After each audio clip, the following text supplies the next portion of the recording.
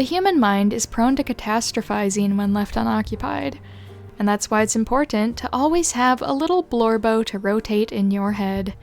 It acts as a protective charm of sorts to redirect your imagination away from harmful spirals. Thoughts without blorbo. Oh my god, I was so cringe in 7th grade. Why did I do that? Thoughts with blorbo. I haven't considered the interactions with Blebus. I must rectify this immediately. Rotating a blorbo in your brain is self-care. There have been times lately where there wasn't a blorbo on the mind, and those times were dire. Why go through the horrors yourself when you can put your blorbos through those same horrors and use it as a way to calm your mind? 'Cause if blorbo can do it, so can I. Can confirm. The other day I had to have blood drawn, and I usually throw up everywhere, but this time I thought, this wouldn't even faze blorbo. Blorbo walks around with all its body fluids leaking until it gets worried a human is gonna slip and fall. And I did not, in fact, throw up everywhere. There was a while back in 2023 where if I spiraled a little too hard, my brain would dangle Adrian Agreste in front of me like car keys in front of a baby. And within 10 minutes I would be thinking about Adrian Agreste and have genuinely completely forgotten whatever I was spiraling over. This is literally true though. I have anxiety about, well, gestures and everything on fire, and thinking about my rook genuinely helps calm me down and stop me panicking over doomsday scenarios. My best friend literally tells me to think about Jason Todd whenever I start to freak out. PSA! Other hobbies work too. It just has to be something to rotate. I like to spin a duck on an office chair in my head. That's not my blorbo, I just think it's cool. I love being alone with my thoughts.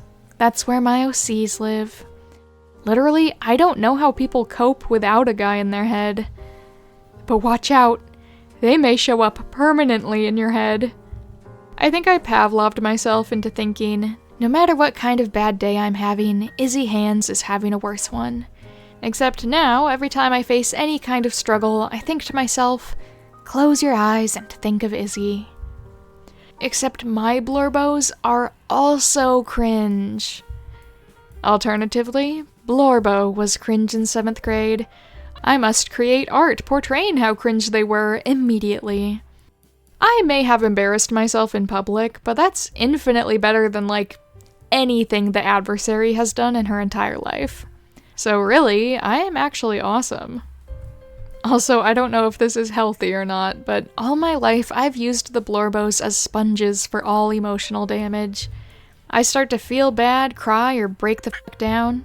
Quick, pretend the blorbo is going through something awful and the feelings are part of the head fic. This is why WUMP is so important. Genuinely, can't be spooked about being on a plane when I'm putting Narvan's scared of heights ass on a plane instead. Like, your turn, fascism boy. I was literally sobbing once and went, no, it's blorbo time now. Could a depressed person write 30,000 words of Call of Duty fanfiction? So, my blorbo, you're the only thing keeping me sane. While you were tormented by previous faux pas while you were trying to sleep, I was tormenting Jean Moreau and Adam Parrish and Sam Halsey and Frank Langdon, putting them in the soup. Deltarune dropped at a great time because I have a lot of reasons to be stressed recently, and considering new frontiers and making Noelle's life miserable is a great distraction from all of that. Intrusive thought without blorbo. What if I crashed this car? Intrusive thought with blorbo. What if I made that man suffer by putting him in a situation? Me at the dentist, keeping my brain preoccupied while they do fillings. What if the characters were lesbians? Blebus and blorbo should make out, and I should forget about my life. Thoughts without blorbo. One day you will die, and it might be wonderful, but it might also be terrible. The human condition is that you won't know which way the coin flip goes until it happens to you. Thoughts with blorbo. Have you considered, what if he was more bloody? Me mowing the lawn. Fuck, this sucks. I need to kill myself. Me mowing the lawn but thinking about Blorbo. What would they do in this situation? How would they mow the grass? Literally, no Blorbo? What am I doing with my life? With Blorbo. I have to go home and draw angel wings on this guy. No, this is real. It's crazy how for years my sister and her friends relentlessly mocked me for taking comfort in fictional characters, and then most of my therapists were like, if that's the only way to stop crying so hard you can't do your homework, then just embrace it. This is the truest thing. My brain is always going to be gnawing on something. I gotta make sure it's always got a chew toy, aka a Blorbo, so it doesn't start gnawing on itself. Or I put my self-insert into the same kind of spirals, and then realize how stupid those thoughts are, and that can sometimes snap me out of it. Literally, when I start having intrusive thoughts, I send Meta Knight to kill them. Like, him specifically, and I'm not sure why. Maybe because he can swing his little sword around very fast, and I find that funny. Real talk, I do genuinely start pondering Dante and Nero's relationship when I can't sleep at night because of the thoughts. And it works. Whenever things are going poorly, I think, well, Altair's life was so much worse. And that helps. He wasn't real, but, you know, it helps. Me trying to get through a job shift by giving Warren a love for jumbo black olives. If you don't rotate someone like a rotisserie chicken in your brain will become the chicken. And brother, it's hot in there. LMAO, actually, I got through school only because of Sonic the Hedgehog. Thanks for letting yourself be tortured, Sonic. You helped me get through the worst years of my life. Literally, I've been telling myself stories about Blorbo being horrifically traumatized to go to sleep every night ever since I was a tiny elementary schooler.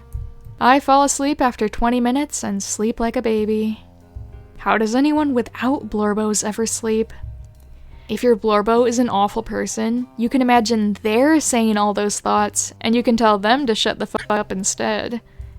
But watch out, they might actually spawn in your brain and then read over your shoulder and make commentary while you're trying to read fics. If you're real lucky, sometimes Blorbo starts talking back and telling you why you're full of shit. Anytime I spiral, I imagine Springtrap standing behind me and responding to my spiral. To which he's usually like, "That's it? The f*** are you so fussed for?" And then he vaguely threatens me, and I remember that I don't value his perspective, but like, outside the threats, he's usually right. No joke, Star Wars has been keeping me from spiraling recently. When I was religious, I always felt guilty about being so passionate about my favorite media. Now I see it as a strategy to enjoy life and continue living and challenge societal norms. Not everything has to be how it appears in life. You can remind yourself with little Blorbos that life can change and that life is worth living. I don't know, maybe this is too meta, but there's no shame in loving fiction in my opinion, and loving your little Blorbos. This is incredibly correct, and why Dungeons & Dragons saved me from the death spiral I was in the first quarter of this year. I thought I couldn't start scheduling sessions again until I didn't want to die all the time, but it turned out scheduling sessions again was how I stopped wanting to die all the time. When I got a Blorbo to think about, my life expectancy decreased substantially due to the fact I will whimsically be rotting my brain out thinking about them. However, this is much preferable to thinking about that time when I did that thing. Hi guys, Joey. Just wanted to say I related to this post so hard. During one of the most difficult years of my life, thinking about my OCs is what got me to go to sleep every night. It was a very lonely time for me, and just kind of living vicariously through these characters in my head really helped me not doom spiral as much as I otherwise would have. So, you know, just don't be ashamed of leaning on fictional characters to help you get through things, because what works, works. So if you're having a bad time, maybe just think about your favorite character, and it won't necessarily solve the problem, but it might help you get through it. Anyway, thanks for watching, and especially thanks to my Patreon members, my little roos! Nebulatic Vexen, Donka42, John Huang, Laser Scorpio, Night Avenger, Mintara, Somnophobic Danny, Savage Otters, Valzy, Terabyte AIX, Kestrel, Dragonborn Canid, Angie Ender, Kate, and Marpsk. Thank you so much for your extra support. It means the world to me. Hope you guys are doing well. You guys are fantastic people, and I just wish all the best for you and your Blorbos. And the same goes to my YouTube channel members, my Mini-Roos, Foxstar Killer, Rainy Cant, and Elilowin North 24. Thank you so much for extra support. I'm so glad to have you be part of my YouTube channel. Really appreciate your kindness and your comments, and I wish you the very best. Feel free to tell me all about your Blorbos. That goes for everyone. Comment about your Blorbos below. And just how you use them to help you get through life in these difficult times. Do you make them happy or do you make them sad? But anyway, have a great day or night, you guys. Sweet dreams. Best of luck with all your endeavors, and I will see you in the next video.